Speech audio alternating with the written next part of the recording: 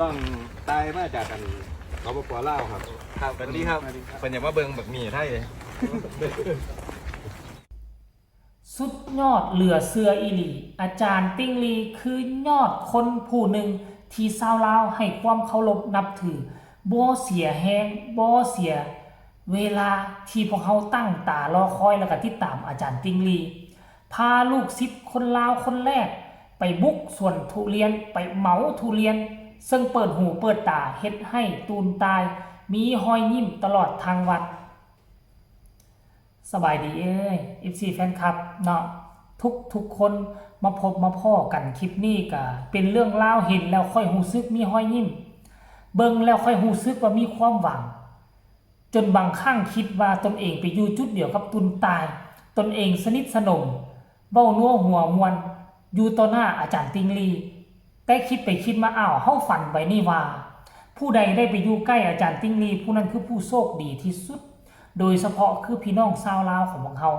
ตุนตายเป็นทีมงานจากล่องแจ้งคนทำอิฐหรือว่าเป็นคนทำอิฐในประเทศลาวก็ได้ที่เป็นลูกศิษย์ลูกหาของอาจารย์ติงลีทั้งด้านการเฮียนกู้พอกกู้ภัยนอกจากจะสอนเรื่องเล่ากู้พอกกู้ภัยแล้วอาจารย์ติงลีก็ยังสอนปรัชญาการใช้ชีวิตบ่ให้น้องจำเจบ่ให้น้องอยู่แต่เฮือนแต่ซานบ่ให้น้องไปเฮียนแต่กู้พอกกู้ภัยมีโอกาสยามใดคือพาน้องเลาะพาน้องเที่ยวให้เห็นม่องที่บ่เคยเห็นให้กินอาหารที่บ่เคยกิน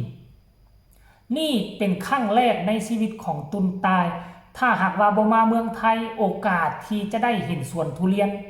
มันก็คงยากเนาะคันว่าอยากเห็นสวนทุเรียนบ่ไปที่จำปาสักมีอยู่แล้วก็ไปที่อุดมไซพงศลีมีอยู่แต่โอกาสที่ตุนตายสิขึ้นไปแถวนั้นมันก็คงเป็นไปบ่ได้อันนี้ด้วยความโชคดีที่ข้ามมาอยู่ฝั่งไทยเป็นความโชคดีที่มีอาจารย์ติ้งลีเป็นผู้รับอุปการะต้องใช้คำนี้รับอุปการะพาเลาะพาเที่ยวพาบุกไปถึงสวนทุเรียนไปเก็บทุเรียนไปหู้วิธีการเก็บทุเรียนแนวใดมัดทุเรียนแนวใดเพอนี่ขั้นกรณีว่าติดอกติดใจแล้วเบิ่งวิธีการตัดทุเรียนเป็นแล้วอาจจะมาซอกเฮ็ดเวียกอยู่ตามสวนทุเรียนก็เป็นไปได้ตุนตายน่ะเพราะว่าค่าแห้งอยู่ทางฝั่งไทยนี่มันก็มากมายก่ายกองลืมประเทศลาวก็ตั้งหลายเท่าอันนี้คือเรื่องเล่าดีๆเฮาก็คิดว่าจะพาแต่น้องอยู่ในห้องฮอดเวลาไปเฮียนแล้วก็ไปเฮียนเป็นกู้ภัยที่ไหนได้พาไปเฮียนฮู้หมดทุกสิ่งทุกอย่างสภาพแวดล้อมอยู่ในประเทศไทยนี่คือผู้โชคดีที่สุดอยู่ในเมืองล่องแจ้งค่อยกล้าเว้าได้เลยตุนตายท่านผู้ชมรายละเอียดให้ทุกคนไปชมคลิปนี้ก็แล้วกันว่ามันจะมวนมันจะมันแนวใดการเข้าบุกสวนทุเรียนของตุนตายครั้งแรกในชีวิตไปชมคลิปนี้พร้อมๆกันเลยขอบใจอาจารย์ติ้งลีสำหรับวิดีโอเด้อพี่น้องขึ้นว่าสาวนุ่นดาววันนี้ข้าเบาตายมาตัดทุเรียนอยู่ประเทศไทยไรเพื่อนเพลงไปเดี๋ยวอัน15กินเต็มดีเลย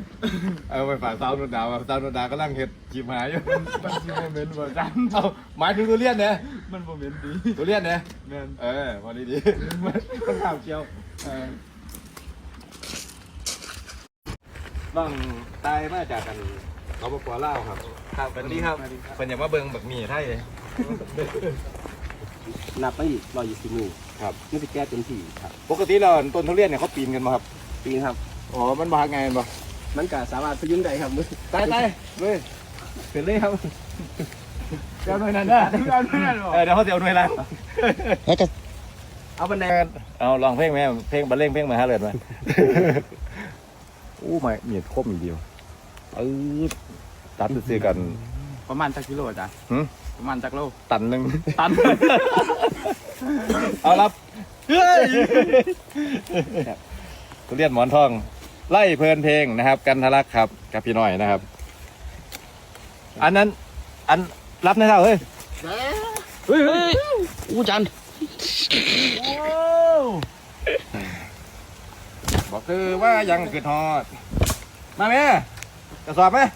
อ๋อนี่ครับโยนลงมาครับ นี่ไหมสิปาดเอาได้ไหม ขอนี่นะครับเนาะ ครับผม 1 2 3 4 5 6 7 8 9 10ตะโอ้ยไม่บัตรดีมากเลยว่ะ1 2 3โอ้โหบักปืดด้วยนี่ก็ได้ป่ะครับ ได้ครับเลยเดี๋ยวอ๋อ เอาเด็กขึ้นนักเลย หวันนะเป็นเละอาจารย์ ปาดมาต้นเลยป่ะครับ ได้ครับนิ่มนะครับนี่เกิดจากพวกแสบปันไหน ข้านี่เลยบ่อ่อนสันมือเนี่ยปาดลงเรียนเอาละรับนะเปิดพอขาใครจะเรียนด้วยเนี่ย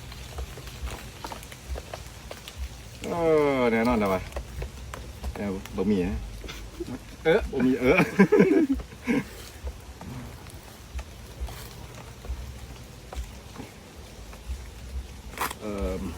หอมเถอะวะอุ้ยเฮีย กินเบิ้ง เดี๋ยวนี้สุกโลนั้นเฉพาะเต็มที่ ตำจอกโอ้บะแมน กิน ค่อยเชื่อว่าพี่น้องชาวลาวทั่วประเทศ ได้เห็นการเคลื่อนไหวของตุนใต้ได้เห็นการมีน้ำจิตน้ำใจของพี่น้องชาวไทยโดยเฉพาะอาจารย์ติ้งลีมอบให้กับตุนใต้แล้วค่อยเชื่อว่าทุกคนอิจฉาตุนใต้แน่นอน 100% เลยอิจฉาตุนใต้อยากเป็นคือตุนใต้อยากมีโอกาสไปอยู่น้ำอาจารย์ติ้งลีแบบนี้มันมีความสุขว่ะอาจารย์เป็นคนที่มีความสุขตลอดเวลา